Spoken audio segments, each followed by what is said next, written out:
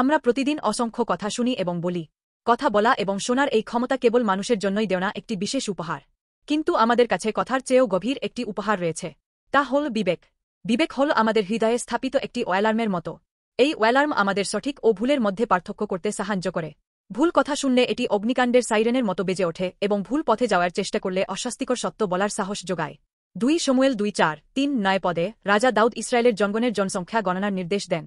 কিন্তু সেনাপতি জোয়াব এই নির্দেশ শুনে বলেন, আমার প্রভু রাজা, আপনি কেন এই কাজে আনন্দ পাচ্ছেন? জোয়াব অনুভব করেন যে এই জনগণনা ভুল। তিনি মনে করেন এটি ইসরায়েলের ক্ষতি করবে। কিন্তু দাউদ জোয়াবের পরামর্শ উপেক্ষা করে গণনা চালিয়ে যান। জোয়াব রাজার কর্তৃত্বের প্রতি আনুগত্যশীল ছিলেন, কিন্তু ভুল কাজের সামনে সাহস করে অস্বাস্থ্যকর সত্য বলেছিলেন। আমরাও কখনও কখনও ভুল কাজ দেখে আমি একা কি করতে পারি বলে চুপ থাকি বা সংখ্যাগরিষ্ঠের পথ অনুসরণ করি। সোশ্যাল মিডিয়ায় ছড়িয়ে পড়া মিথ্যা খবর, পক্ষপাতমূলক তথ্য বা আশেপাশের ভুল প্রথা দেখেও অলথা জড়িয়ে ঝামেলায় পড়তে চাই না বলে উপেক্ষা করি। কিন্তু জোয়াবের মতো যখন বিবেকের অ্যালার্ম বেজে ওঠে তখন তার শব্দে কান দেওয়া এবং সাহস দেখানো খুবই গুরুত্বপূর্ণ। তাহলে আমাদের বিবেকের অ্যালার্মকে সবসময় জাগ্রত রাখতে আমাদের কি করা উচিত?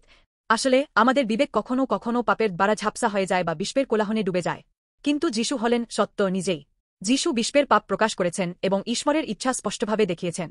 জনতার চাপ বা বিশ্বের মিথ্যা শব্দ তাকে বিচলিত করেনি, তিনি সত্যের কণ্ঠ জোরালোভাবে ঘোষণা করেছেন। এখন আমাদের বিবেক পাপের দ্বারা ঝাপসা বা বিকৃত হয় তখন আমাদের পুনরায় জাগিয়ে তোলেন যিশু খ্রিস্ট। তিনি নিজেই সত্য এবং বিশ্বের বিশৃঙ্খল শব্দ বা পাপে দাগযুক্ত বিবেক তাকে বিচলিত করেনি, তিনি ঈশ্বরের ইচ্ছা স্পষ্টভাবে প্রকাশ করেছেন। যিশুতে পবিত্র আত্মার নির্দেশনার মাধ্যমে আমরা সত্যের কণ্ঠ শুনে এবং পার্থক্য করার শক্তি পাই।